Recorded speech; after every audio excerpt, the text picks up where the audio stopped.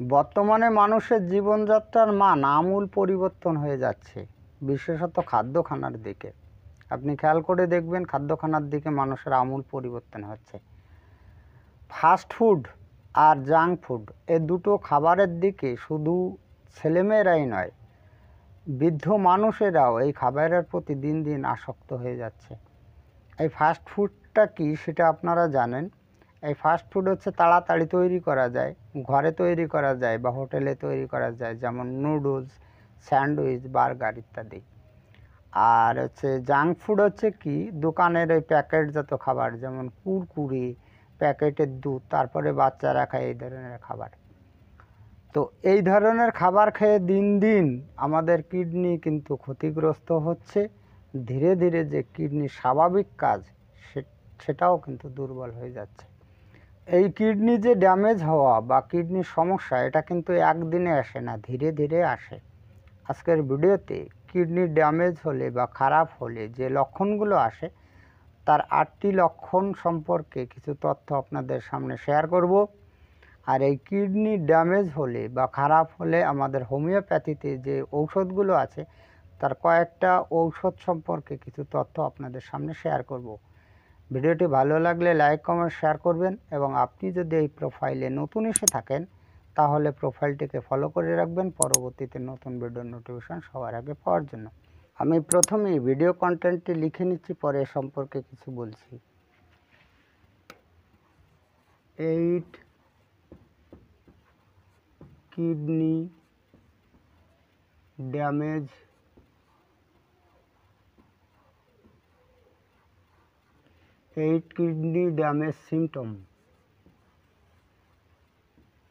Symptoms. এটার মানে হচ্ছে কিডনি ড্যামেজ হওয়ার 8টি লক্ষণ। আমি যে 8টি লক্ষণ বলবো, এই 8টি লক্ষণ খুবই গুরুত্বপূর্ণ।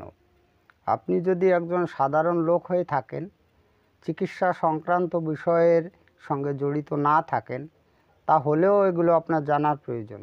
এগুলো যদি আপনি জানতে পারেন তাহলে সচেতনতা বাড়বে। আমাদের শরীর সম্পর্কে তো সচেতন থাকা উচিত। যদি আপনি চিকিৎসা সংক্রান্ত বিজ্ঞানের সঙ্গে জড়িত থাকেন তাহলে তো কোনো কথাই নেই, আপনার জ্ঞানের পরিধিটা বাড়বে, আপনি অনেক কিছু জানতে পারবেন, বুঝতে পারবেন। তো যাই হোক, এখন আমি 8টি লক্ষণ খুব সহজ সরল ভাষায় আপনাদের ব্যাখ্যা করে শোনাবো। আমি আপনাদের রিকোয়েস্ট করব আপনারা এগুলো মনোযোগ দিয়ে শুনুন, নিশ্চয়ই আপনাদের উপকারে আসবে। নাম্বার 1-এ বলি, পা ফুলে যায়।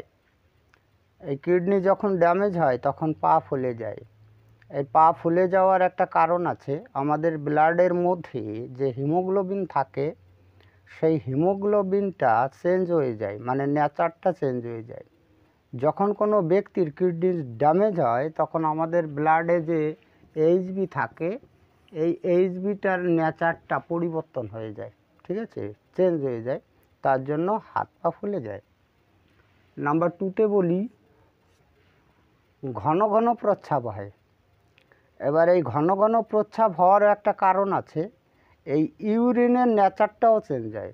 ইউরিনের বর্ণ, গন্ধ, পরিমাণ সব কিছুই চেঞ্জ হয়ে যায়, তার জন্য বারবার প্রস্রাব হয়, মানে বারবার মূত্রত্যাগ করে রোগীরা কিডনি ড্যামেজ হলে।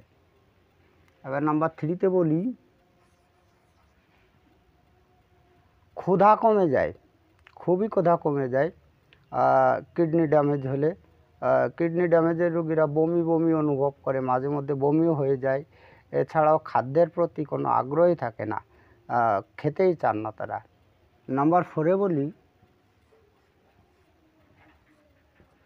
শ্বাসকষ্ট হয়। এই শ্বাসকষ্ট হওয়ার একটা কারণ আছে। যখন কোনো ব্যক্তির কিডনি ড্যামেজ হয় তখন মূত্রের সঙ্গে তো পরিমাণে রেচন পদার্থ বেরোয় না, মানে কম বেরিয়ে যায়। এবার এই রেচন পদার্থ উপরের দিকে ধাবিত হয়, এই ফুসফুসে আসে। তো এই ফুসফুসে এই রেচন পদার্থ তো ভীষণ বিষাক্ত। তো এই বিষাক্ত পদার্থ এই ফুসফুসে আসার জন্য রোগীর কিন্তু শ্বাসকষ্ট হয়। নাম্বার 5-এ বলি, অত্যন্ত ক্লান্তি বোধ হয়, ভীষণ ক্লান্তি বোধ হয়, মানে দুর্বলতা বোধ হয় রোগীদের। এটার কারণ হচ্ছে যে কিডনি যখন ড্যামেজ হয় তখন আমাদের এই ব্লাডের মধ্যে টক্সিন টক্সিন নামক একটা ভীষণ বজ্র পদার্থ, ক্ষতিকারক বজ্র পদার্থ। এই ক্ষতিকারক বজ্র পদার্থ আমাদের ব্লাডের মধ্যে বেড়ে যায়, আর তখনই কিন্তু রুগীরা ক্লান্তি বোধ করে। কিডনি যদি ড্যামেজ হয় তাহলে এই ক্লান্তি বোধ অবশ্যই আসবে। এবার নাম্বার 6-এ বলি, স্কিন ড্রাই হয়ে যায়। এই যে আমাদের যে চামড়া আছে, এই চামড়াগুলো শুষ্ক হয়ে যায়, বিভিন্ন প্রকার চর্মরোগ হয়। তারপরে সে পুরুরাইটিস হয়। এই পুরুরাইটিস হচ্ছে যৌন অঙ্গে চর্মরোগ, বিষাক্ত প্রকার চর্মরোগও হয় কিন্তু এই কিডনি ড্যামেজ হলে। নাম্বার 7-এ বলবো, অ্যানিমিয়া দেখা দেয়। এই অ্যানিমিয়া দেখা দেওয়ার কারণ আছে, এক প্রকার হরমোন, সেই হরমোন নিঃসরণ কম হয়। এবার হরমোন নিঃসরণ কম হলে আমাদের শরীরের মধ্যে যে লোহিত কণিকা থাকে বলা হয় আরবিসি। এই আরবিসির ফুল ফর্ম হচ্ছে রেড ব্লাড কর্পাসেল, মানে লোহিত কণিকা। যখন এই লোহিত কণিকার পরিমাণ কম হয়ে যায় তখন রোগীরা তো অ্যানিমিয়াগ্রস্ত হবেই। তার মানে এটা হচ্ছে যে কিডনি যদি ড্যামেজ হয় তাহলে কিন্তু এই অ্যানিমিয়ার লক্ষণও আসবে।